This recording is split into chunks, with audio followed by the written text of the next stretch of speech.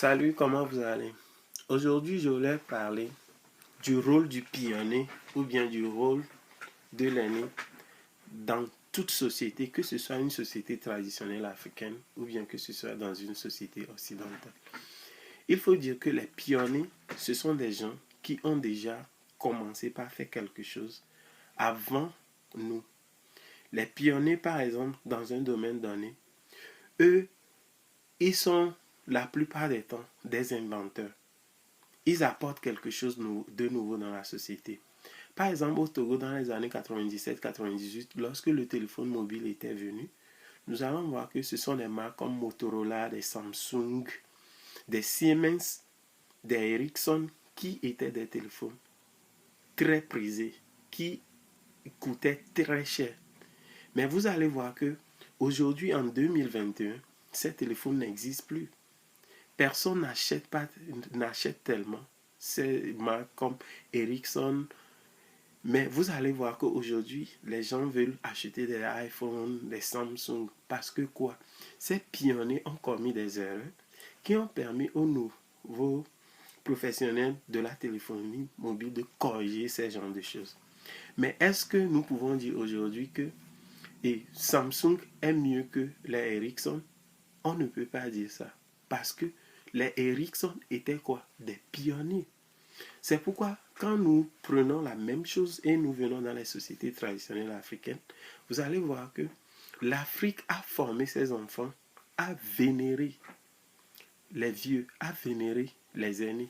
Et en Afrique, les vieux ne sont pas emmenés dans des foyers de retraite où quelqu'un veille sur eux, mais ils sont dans la maison et ils participent à la vie socio-politique de la famille parce que la prise de décision de la famille dépend aussi de ces vieux et ils ont un rôle à jouer.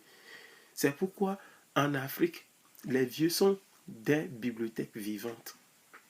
Ce qui veut dire que nous nous basons sur les erreurs qu'ils ont déjà faites. Lesquelles erreurs nous permettent de corriger nos choses.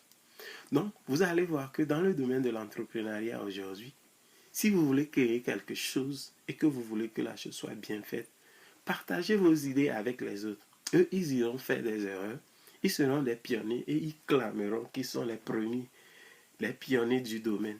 Mais à travers leurs erreurs, vous allez voir que vous puissiez construire quelque chose de bien.